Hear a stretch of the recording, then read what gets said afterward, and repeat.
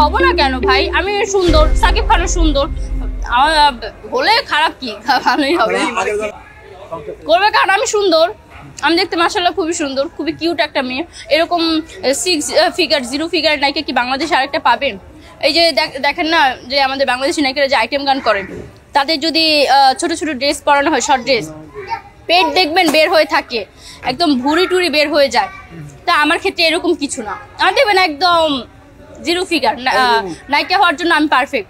হচ্ছে সে খুবই সুন্দর, সুদর্শন হিরো, সে আমার মতোই, সে যত কিছুই করে তার 6 প্যাক 0 বডি একদম সবসময় থাকবে। সাকিব খান হচ্ছে দেখতে খুবই আকর্ষণীয় একটা লোক, তাকে দেখলে যে কোনো মেয়েই ক্রাশ খাবে। বাট সবার ব্যাকগ্রাউন্ড তো এক না যে সবার সাথে সাকিব খান মুভি করবে, আমার ব্যাকগ্রাউন্ড একটু অন্য স্টাইলে। শোনেন, এগুলা কারা বলে যাদেরকে সুযোগ দেওয়া হয় না। এখন আমি যদি সুযোগ না পাই, আমি তো এটা বলবো যে সাকিব খানের সাথে গেলে বাচ্চার মা হয়ে যাব, এটা করব সেটা করব, কিন্তু তাদের যখন সুযোগ দেওয়া হবে তখন কিন্তু এটা বলবে না। তখন যদি বলে যে শুয়ে পড়ে, তখন শুয়ে পড়বে, অন্য কিছু চিন্তা করবে না। আসলে হচ্ছে সুযোগ দেওয়া হয় না, সুযোগের অপেক্ষা।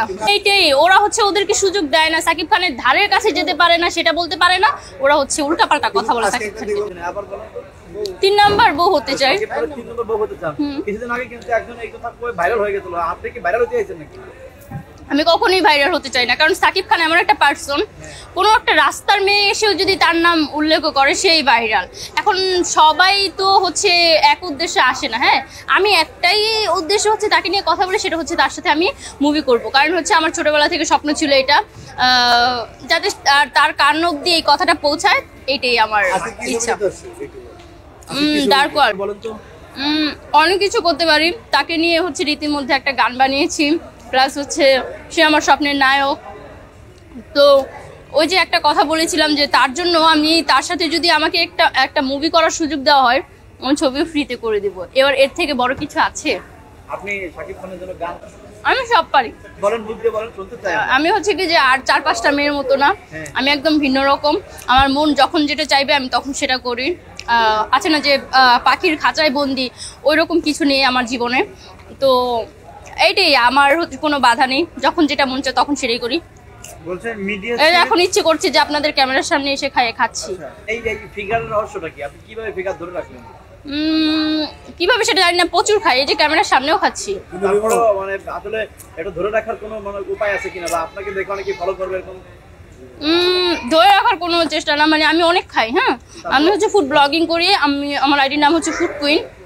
ফুড ব্লগিং করি আমি, আমাকে হচ্ছে টেবিল ভর্তি খাবার দেওয়া হয়, ওইটা আমি খেয়ে একদম শেষ করে পার্সেল আনার কোনো ব্যবস্থা নেই, খেয়ে একদম। যারা টিকটক করে তারা কখনোই মোটা হয় না, যতই খাও লাভ নেই। এটা ভুল কথা। আগে আমি টিকটকার না, আগে আমি মিডিয়ায় জগতে এসেছি। আমার শুরু হয়েছিল ইগল মিউজিক দিয়ে। তো আগে আমি ইগল মিউজিকে কাজ করেছি, প্লাস হচ্ছে তখন আমার মন চাইছে যে আমি টিকটক করি। টিকটক হচ্ছে আমি শখে করি। মিশন 90 সংবাদের পিছনে নয়, ভিতরে ছুটি।